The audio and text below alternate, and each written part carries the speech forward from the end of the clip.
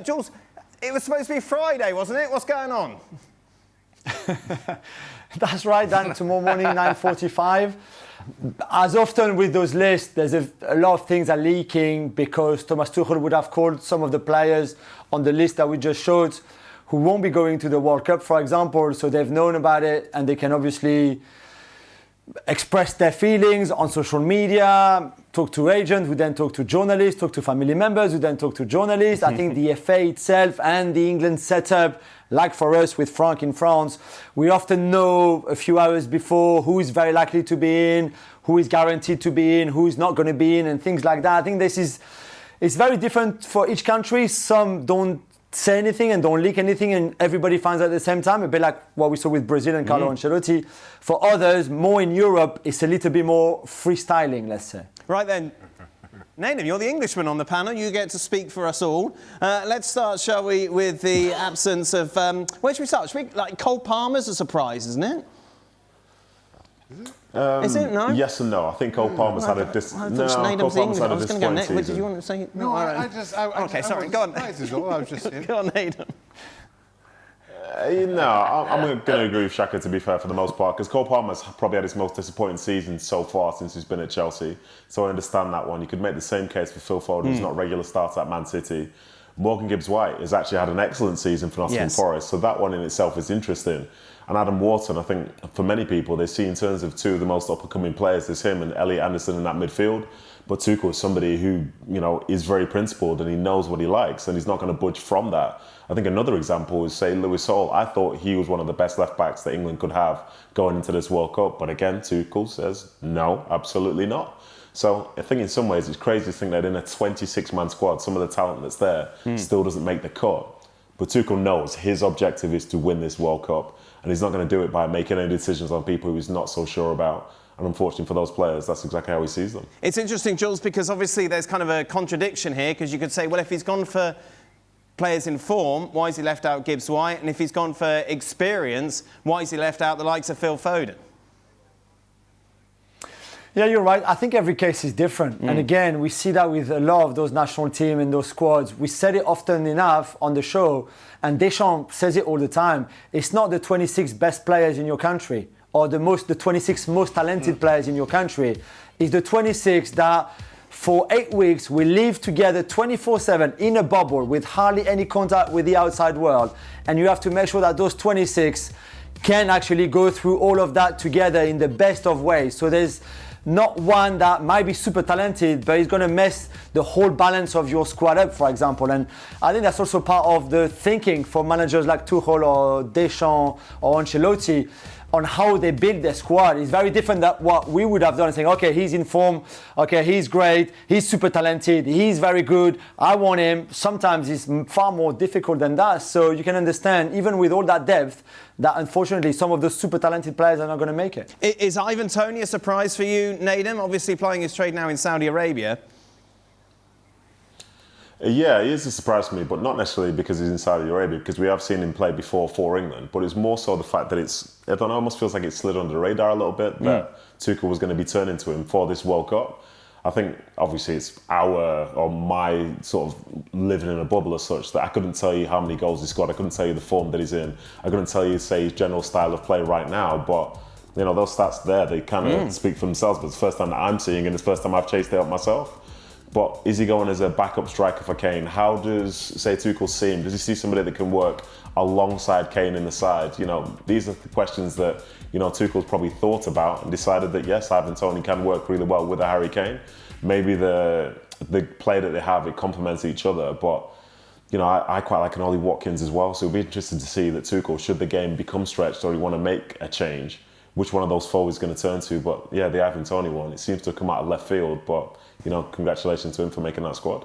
Frank, I'm sure you've had sleepless nights about this squad. Your thoughts?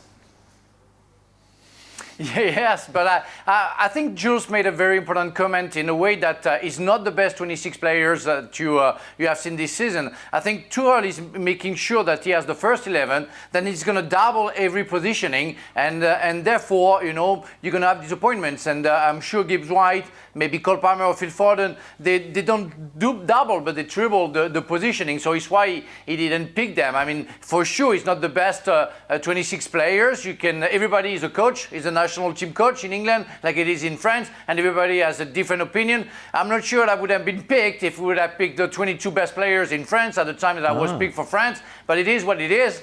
I'm kidding, of course, but really, it's yeah, of course. I gave him a big check, so he has to pick me.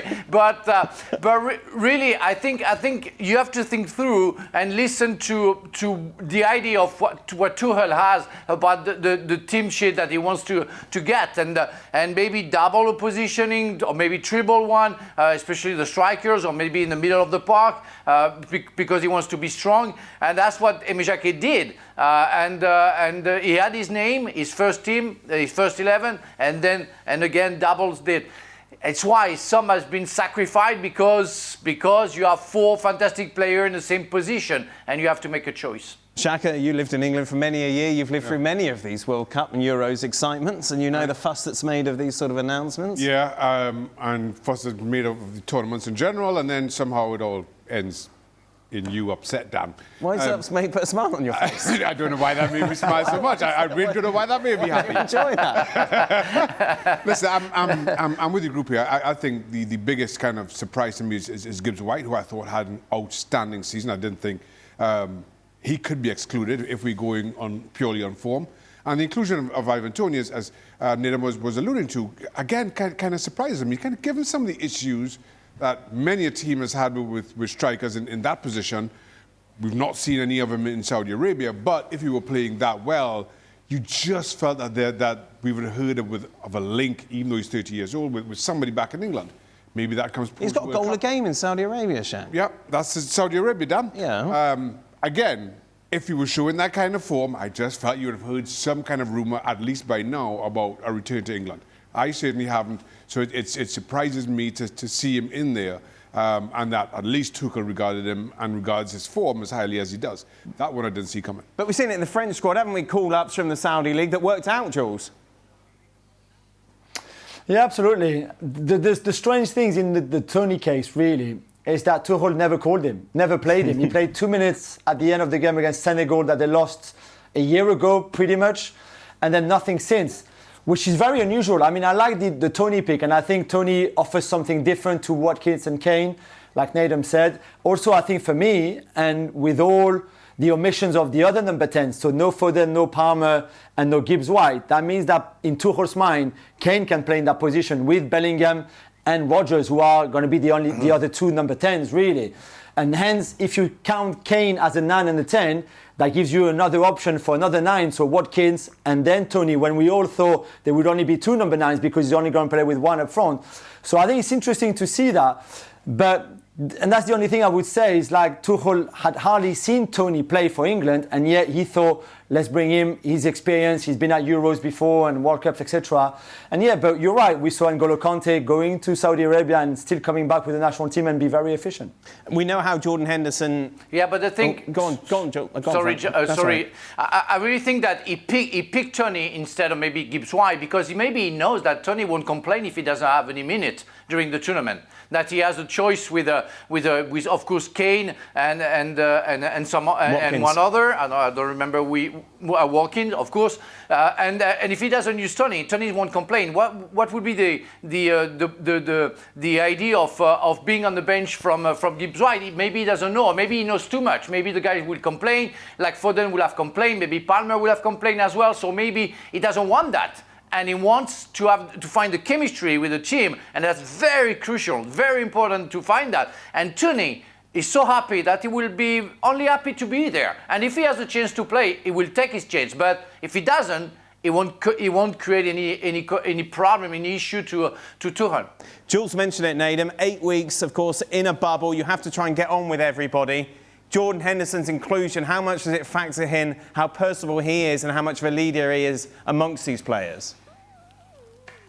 Yeah, I think Thomas Tuchel must have seen something from him that suggests, he's an important part of that group. And obviously, I think it's fair to say that he won't be getting a ton of minutes at the tournament. But I think from when the manager will look down the bench to see people who could come on and say have an impact, have an influence and understand the state of the game, I think he's good for that. And Jordan, having played in multiple of these tournaments, as is the case with a few others like John Stones and others, that will make a difference, because I think it's fair to say, even from a human standpoint, you can go stir crazy when you're away for such a long period of time, surrounded by people who you wouldn't necessarily choose to be around anyway. Add in the context and the heightened pressure of playing in those tournaments. And, for England and others, the expectation is to win it, so every performance is critiqued on a deeper level, like we saw at the Euros 2 years ago. So I think Jordan Henderson being like a safe pair of hands in there for Tuchel to understand some of these younger players, to help pass on the messaging and so on, and still drive the standards on a day-to-day basis. I think that is obviously important, and credit to Jordan, in my opinion, for still being fit and available to be able to do it. Meanwhile, one of the first leaks that we read this morning was Harry Maguire taking to social media saying that he'd been left out. He was disappointed, but he, of course, wishes the team, the standard isn't, wish the team the best. You look at these centre-backs, Nedum, they don't exactly blow your socks off. Well, I mean, are they supposed to? Are they supposed to blow my socks off? Well, You're looking at, say, Mark Gahey there. Come on, don't do that. You're better than that. So, but anyway, I think Ezri Konsa has done very, very well. I think he's been one of the best centre-halves in the Premier League for the last few seasons. He's the Europa League winner. He's someone that Unai Emery trusts week in, week out. Mark Gahey's been brilliant for these last 2 years, especially his last 6 months for Man City. John Stones, we've seen him, perform really well for England in the last few tournaments where they've had the chance to be able to, to lift trophies, and obviously it's not worked out well. And then Konsa's had a good season, and Dan Burn, I think, has proven to be reliable. But I think it's more or less going to be those bottom three centre-halves.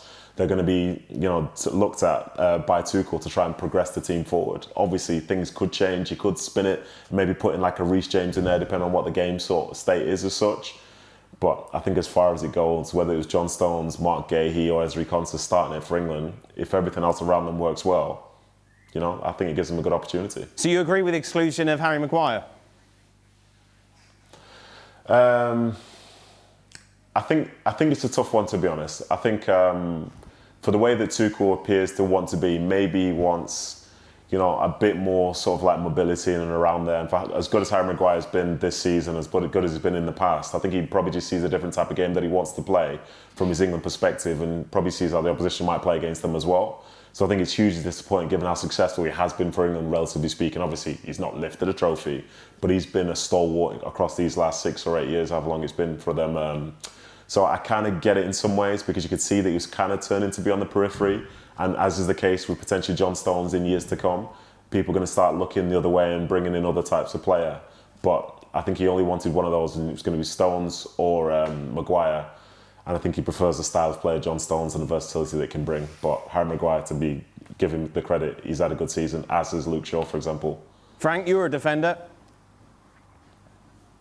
Yeah, it's sad for Maguire, but I can understand. I mean, nowadays, when you play, imagine you play, Maguire plays against France, and you play against Mbappe, Olise, Doué, and those players who are so fast, he's gonna struggle. And having him on the bench might be a problem because of his character and the strong character that he has. And maybe Tuchel prefer Quensa, and Quensa knows that if he doesn't play, he won't create any problem. So I have no problem with the players that Tuchel should get. It's only sad because it's true that Harry Maguire has been very important for Manchester United, but it is what it is. And again, you have to make choices, and the choices that Tuchel is making are, for me, the best.